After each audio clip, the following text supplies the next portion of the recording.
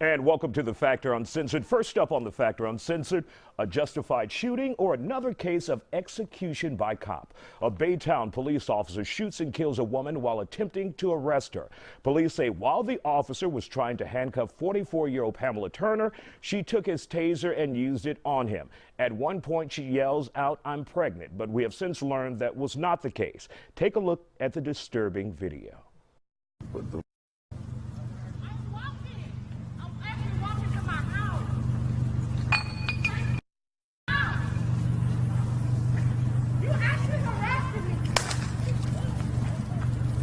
Pop.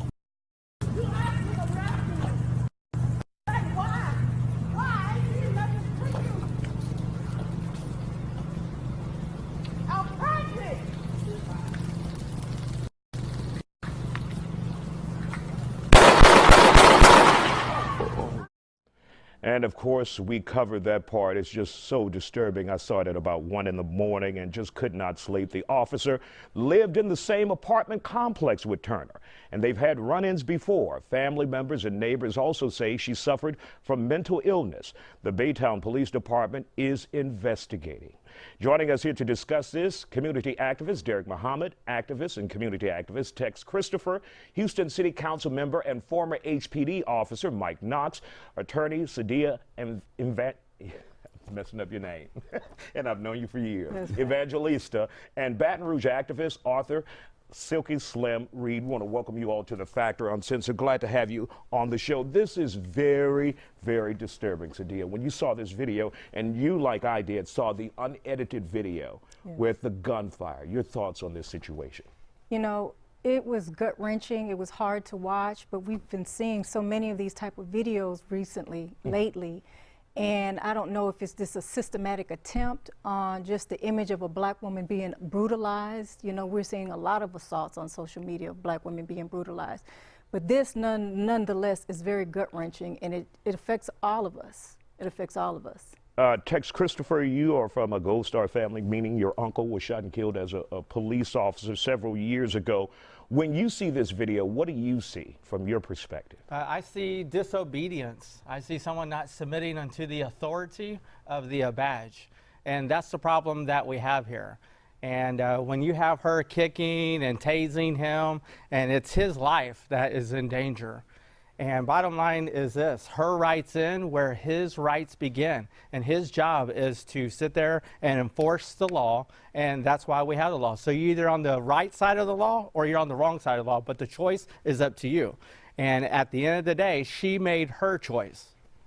Arthur, you drove here from Baton Rouge when you saw this video on social media. You're an activist there. You had to get involved. When you saw this, your thoughts on this situation?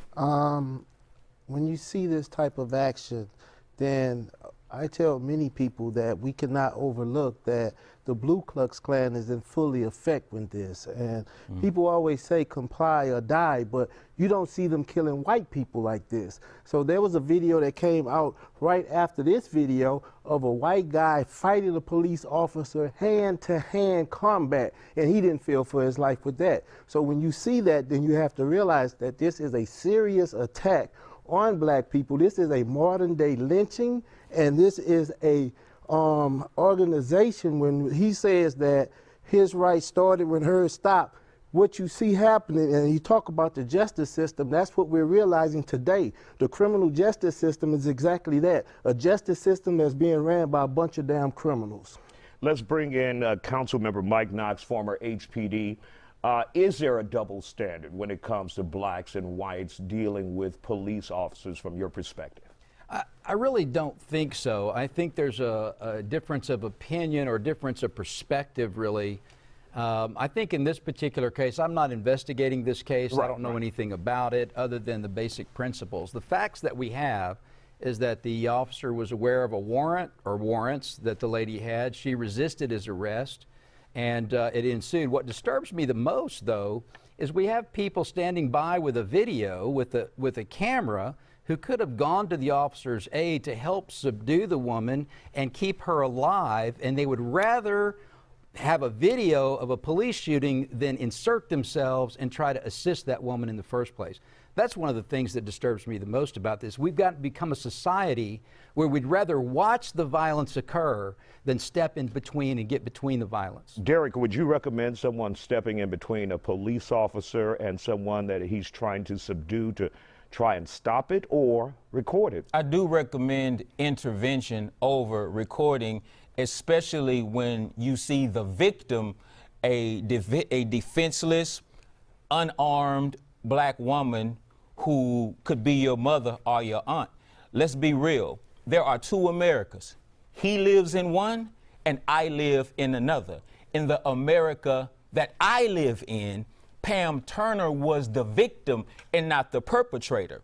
What they're trying to do is turn the victim into the perpetrator by muddying up her name and putting her mugshot on across the television screen. And this really quick, just to let you know, we've made the conscious decision to get rid of that mugshot. And I really appreciate that, because this is the same old playbook that law enforcement uses every time. He claims that he fears for his life. They suspend him for, or they let him go a few days without pay. He'll be in Cancun next week, and then they muddy up the victim to try to make the victim look like the perpetrator. We're talking about a woman who was she had a history of mental illness. Police departments are supposed to have responders who come and deal with people like this.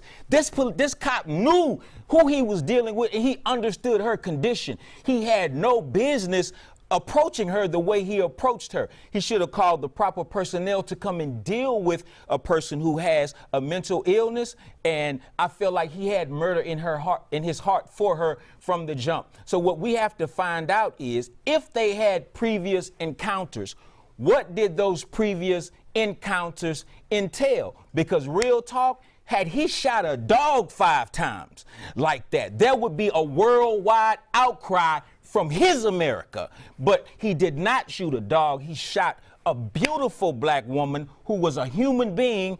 And in our America, black America, brown America, the America that demands justice for the least, the last, and the lost, we're going to get justice for that sister. Sadia, let's bring you into this conversation. If they had past dealings and he knew about her mental state and mental health issues, what should happen in this case? The full weight of the law needs to be on top of him. He needs to be charged with murder. It was premeditated. He knew this woman. He knew what he was going to do. You know, he alleges that she turned around, or she tried to stop him and use his own taser on him. What kind of officer would allow someone, a woman at that, use the taser? No, he knew this woman had past dealings, had some animosity towards her. Regardless of what her mental condition was, that was just overkill. One bullet, subdue her, make her into compliance, but what his intention was to kill on the spot. But let's bring Tex in really quick. Go ahead, Derek, because we're bottom line is this: it doesn't matter what any of us say. It only matters what the law says. The law is the one thing, and that was against the law. And that what he did was against the law. That was murder. That was not justifiable homicide. Well, the problem is that those who claim to enforce the law believe that they are above the law. You want to talk about laws? Pam Turner had just as many rights as that police officer, whether you believe it or not. So she said, hell no, her rights don't end. His authority. No, his rights don't begin where hers end, because hers do not end. Not only did she have civil rights, she had rights as a disabled person with mental challenges. Okay. Let me just calm everybody down a little bit here. What we're doing is we're getting in the minds of the officer and the woman, and we don't really have any basis for that. We have a video. We have got proof. a video, we but see exactly what we're happened. We're speaking to the intent of the officer, which we cannot have any knowledge of. We're speaking to the facts that we saw on a live video. Well, that's what we're speaking to. You can't spin this. You can't spin 20 this seconds. something that 20 is seconds. There'll be 6 investigations on this with officer. 5 shots. There were 5 shots that killed that woman. 5 shots. And One that's or what five we or do. Would you have shot her 5 times when you were a police officer? I'm not there. Would you have shot her 5 times? If I felt like it was necessary, I would have. Now, Arthur, since you drove all the way here from Baton Rouge, your thoughts on this and in the last 30 seconds. When you don't see it happening to others, then you have to realize that something is wrong with the mind of the individuals who is pulling the trigger. So just like Derek said, there's two Americas, we already know that. But at the end of the day, they are murdering us in the streets, and they're always talking about the law, and the law needs to be changed, because what they have put in place right now is a free will to kill black folks anywhere in America that they find them, and they're exercising. So when you look at the Klan that's in effect right now from the White House on down, you see this action taking place, because this is damn near a new civil war. This is a continuation of the civil rights struggle that we have been through, dealing with the same beast that we've been dealing with for the past 60 years. Either This is the new Jane Crow. And for the guys record, for we're not surprised at your lack of compassion. We're out of time, guys. So we'll be back with more Factor Uncensored.